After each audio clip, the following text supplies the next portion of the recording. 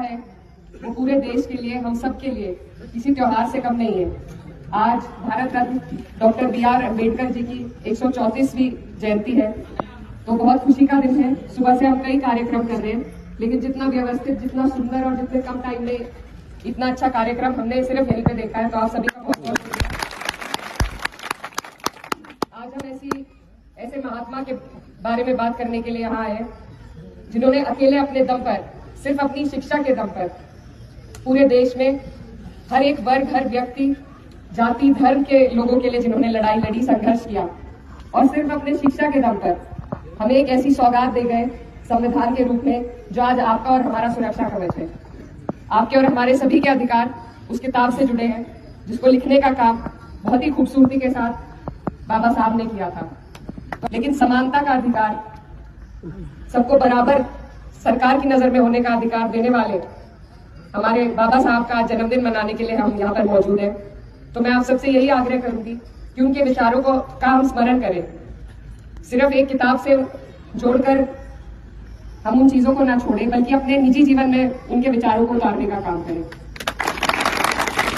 आज हमें जरूरत है कि हम बराबरी, भाईचारा और अपने अधिकारों की जो लड़ाई है उसको एकजुट होकर लड़ें।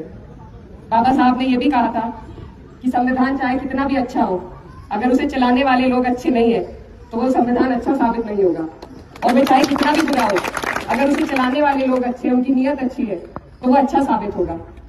तो आज के जो हालात हैं, आप देख रहे हैं किस तरीके से संविधान के मूल्यों को नजरअंदाज किया जा रहा है, तार-तार किया जा रहा है।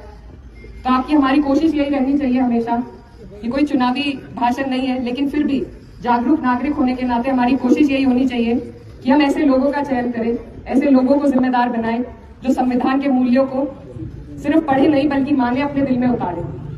तो इन सब चीजों का आपको ध्यान रखना है। और आज जो माहौल चल रहा है राजनीति का, उसमें हमें आपस में छोटे छोटे मसलों पर लड़ाकर, कहीं जाति पे, कहीं धर्म पे, इन मुद्दों पर हमें लड़ाकर जो हमारे हक और अधिकार की चीजें हैं उनसे दूर किया जा रहा है। तो हमें आंखें खोलने की जरूरत है, जागरूक बनने की जरूरत है। मैं अक्सर सुनती हूँ ऐसे कार्यक्रमों में ये कहा जाता है कि बाबा साहब अपनी कौम को जगा कर गए थे। वो सिर्फ अपनी कौम को नहीं, हमें सबको जगा कर गए थे, और हमें आगे भी अपनी आंखें खुली रखनी है, अपने कान, अपनी आंखें खुली रखनी है, और सही बात, सही अधिकार की लड़ाइयां हमें इकट्ठे होकर लड़नी है। क्योंकि सरकारें आती हैं और फ्री में आजकल जो चल रहा है, ये फ्री में सब कुछ देंगे आपको, बस शिक्षा नहीं देते फ्री में। क्योंकि इन्हें मालूम है कि जब हम शिक्षित होंगे तो सवाल पूछना जानेंगे, अपने अधिकारों के लिए मांग उठाएंगे।